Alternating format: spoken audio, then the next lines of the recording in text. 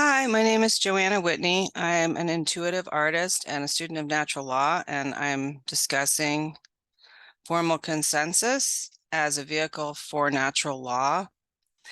And I'm on page 23 of chapter 3. I jumped ahead from chapter 1 because it had me looking at these principles that a group has to agree to in order to even bother attempting to do natural law. Or formal consensus rather, because if a group doesn't have these principles present, then formal consensus isn't possible, which means that agreement isn't possible. So if a group doesn't have these principles, they would have to spend time together and try to build them. So the next principle is conflict resolution. And it says, the free flow of ideas, even among friends, inevitably leads to conflict. In this context, conflict is simply the expression of disagreement. Disagreement itself is neither good nor bad. Diverse viewpoints bring into focus and explore the strengths and weaknesses of attitudes, assumptions, and plans. Without conflict, one is likely to think about and evaluate one's views and prejudices. There is no right decision, only the best one for the whole group. The task is to work together to discover which choice is most acceptable to all members. So I'm just going to stop there for a minute. And what I've noticed in the freedom movement right now, besides the fact that we never meet face to face anymore, we're all on social media right now, most of the time, except socially, is that we disagree. And the minute that we disagree with each other, that's it. We're done. I just had a situation the other day where someone shared a video with me about this new craze, this new person that everybody seems to be really into. And she shared the person's content with me. And I strongly felt that it was controlled opposition. And I was trying to have take a critical point of view when I was listening to the content, and it basically it hit on a few points that for me was definitely controlled opposition. So she asked me what I thought of it, and I said I thought it was controlled opposition. And then she corrected me and told me I was wrong. And then I chose to not respond to that because I don't really care whether she thinks this person is fantastic or not. It doesn't matter. We're still in the community together and we're going to have to get along. So I'm just going to silently agree to disagree with her and not move forward in that conversation right now because she's it doesn't matter to me. She can believe in that person and I don't have to.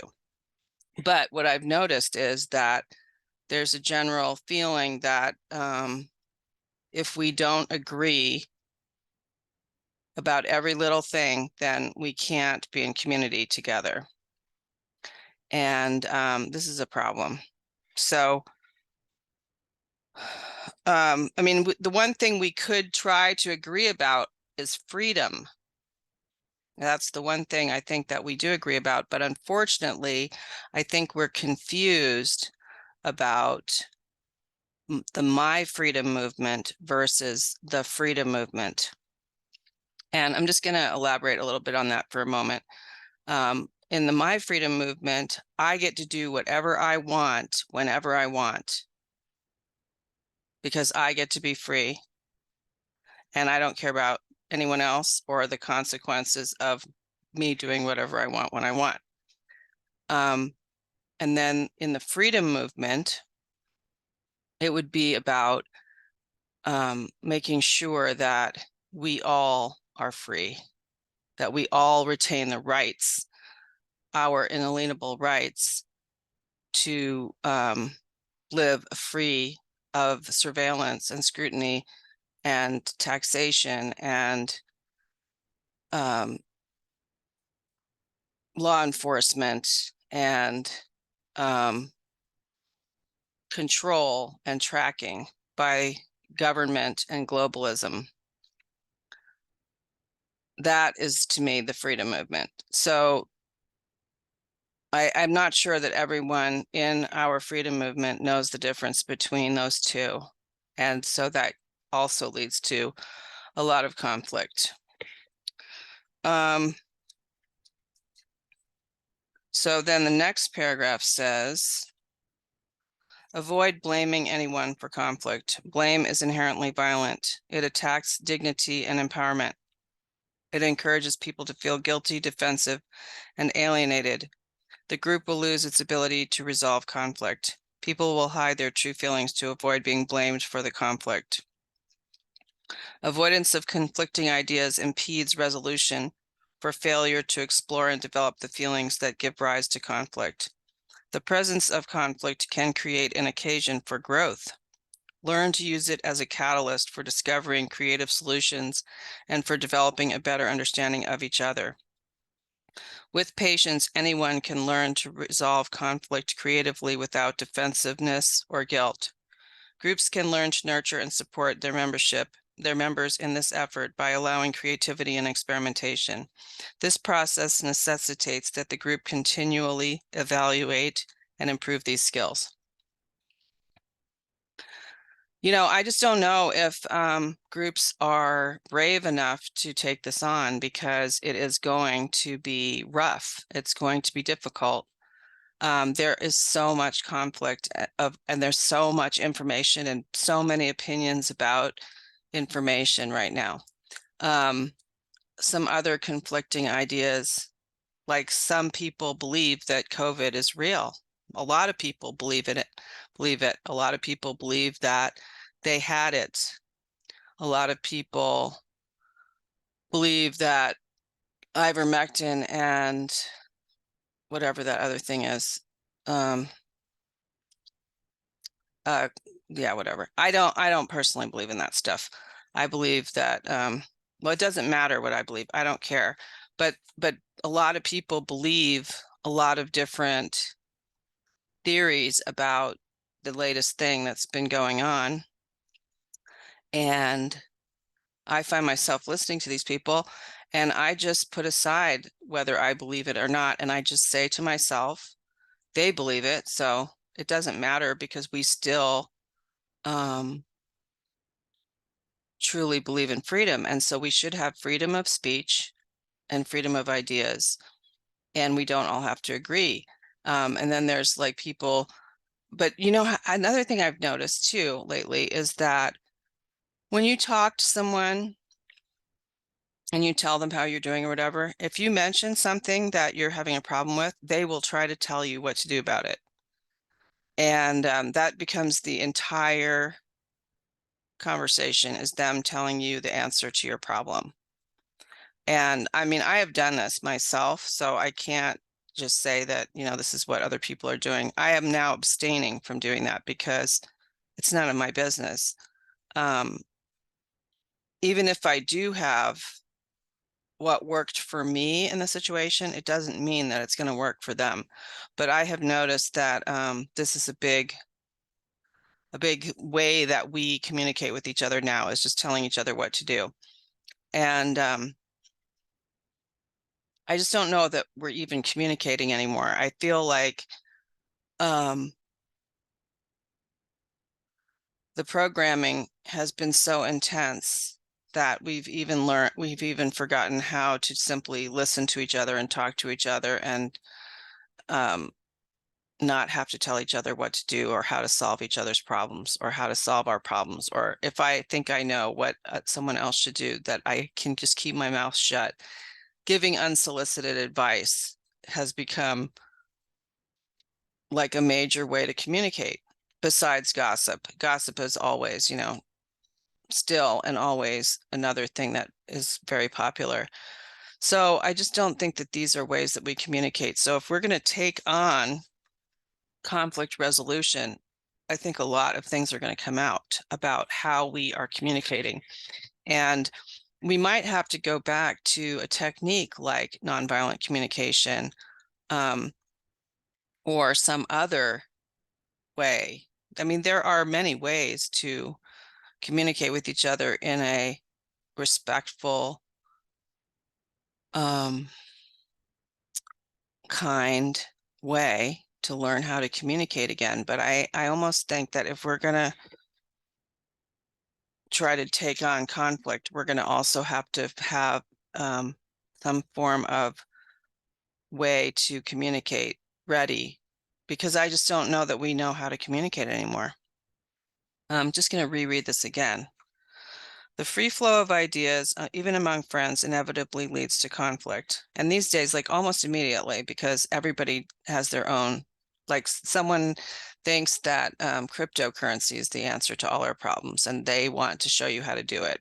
But then, I personally don't think it is. So I have this new barter currency thing that I'm going to try to introduce at our next barter market. But I'm trying to keep an open mind about it and not be too attached to it, because I don't know if people are going to agree to it or not. And I don't want, it's not the only way to do things. It's just a way to do things. Or, some people think that using the LETS system and tracking it on the computer is the way to do it. Or some people think that, some people, a lot of people still believe in,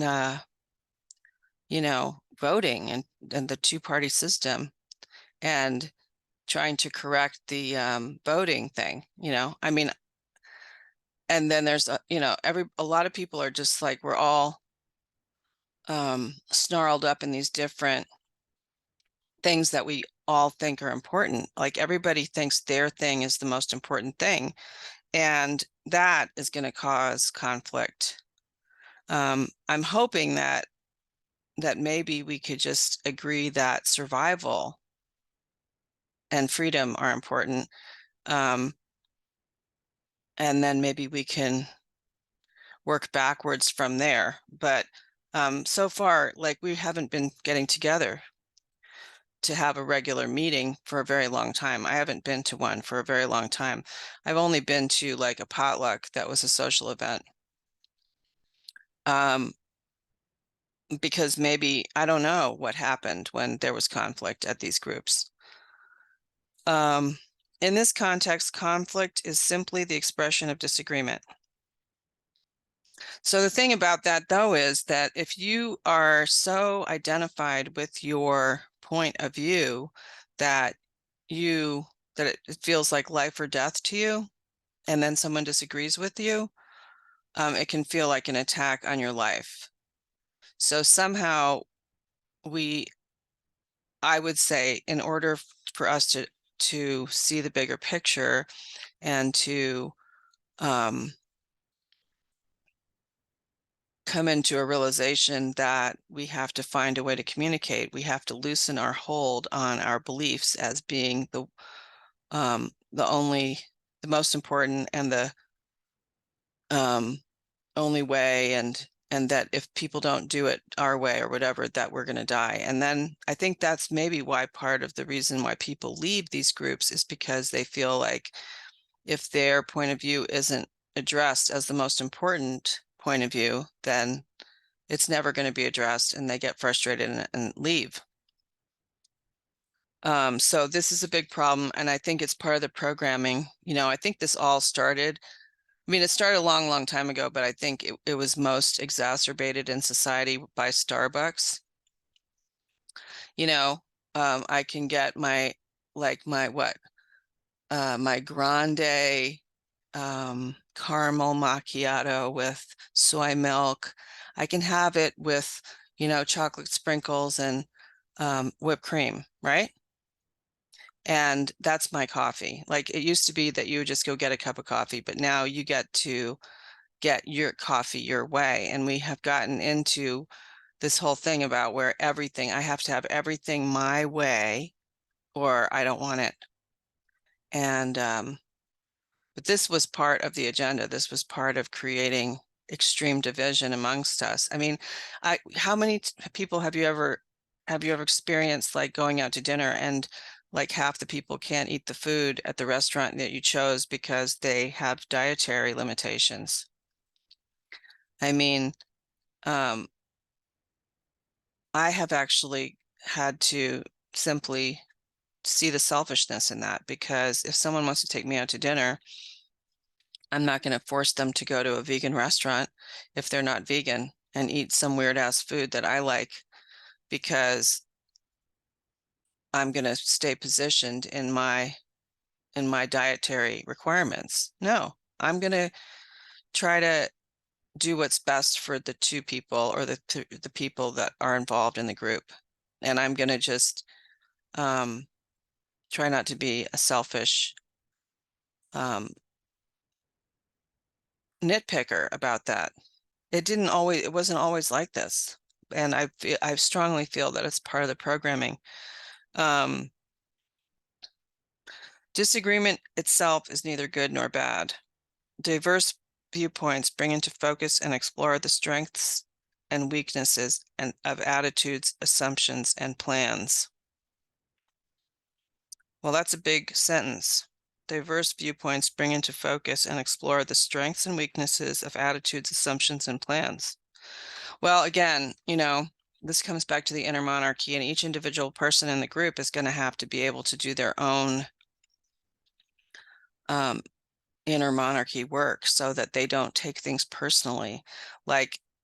And they're going to have to come to the group with the realization that they might have to learn a new way, or they might the holes in their story might be revealed to the rest of the group, and they might have to rethink their whole point of view. And if they aren't willing to do that, there's not going to be much movement or free flow of ideas.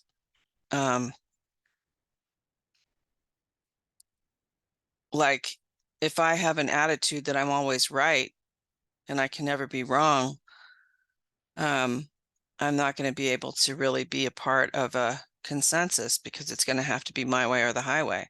And I'm just going to try to strong arm my way. That's not going to allow for the creative inspiration that comes from God in these groups. I mean, God can really be a part of these groups. And if we adhere to spiritual principles, of which these are, we can allow these new ideas to come in. We do have to be discerning, clearly, but just like being positioned in my way or the highway, I'm right and everybody else is wrong. That's just going to be stonewalling.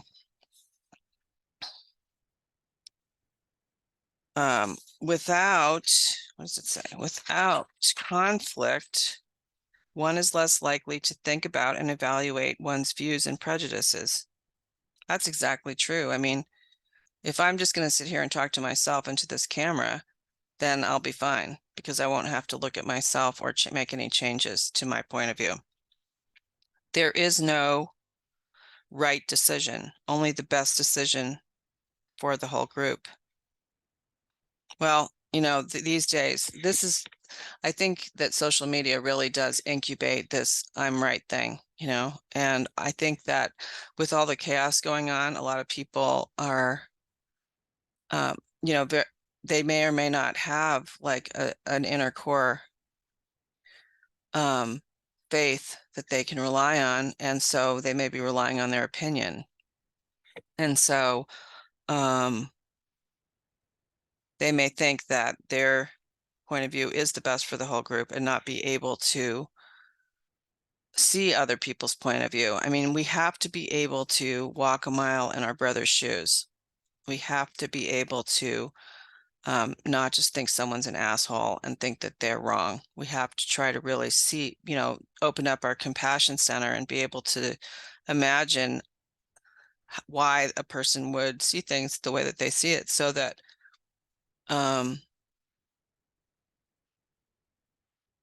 we can have an open mind.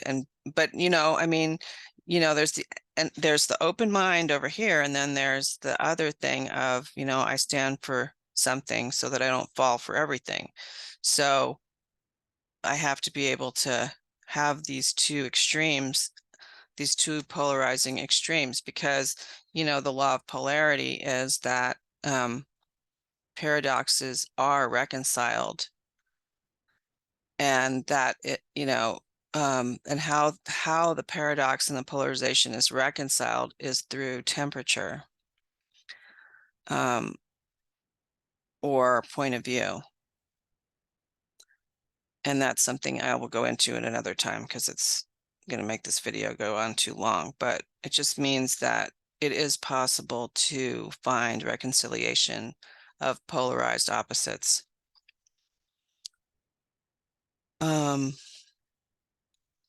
Avoid blaming anyone for conflict. So that would be getting angry that there is a disagreement. Blame is inherently violent. It attacks dignity and empowerment. It encourages people to feel guilty, defensive, and alienated. So it's also manipulation to try to blame others for the conflict. Basically, what you're trying to do is solve the conflict through your will instead of through a creative flow of ideas.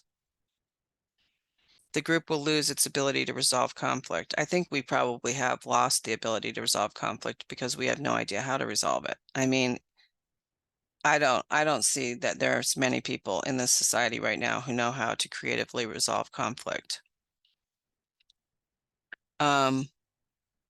People will hide their true feelings to avoid being blamed for the conflict, which will divide the group right there. If people have to hide their feelings and can't be heard, they're just going to leave the group and go start another group. But it doesn't mean that in the next group they're going to have that it's going to all be all fine and good either. Avoidance of conflicting ideas impedes resolution for failure to explore and develop the feelings that gave rise to the conflict. The presence of conflict can create an occasion for growth. So what I feel like is I'm going to have to go explore some conflict resolution solutions to bring to the group.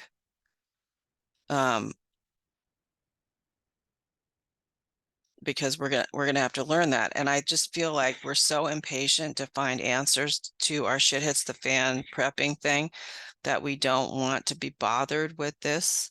So then we just find like some tyrannist, some king or queen to solve our problems for us so that we don't have to deal with this. But this is what we actually have to deal with.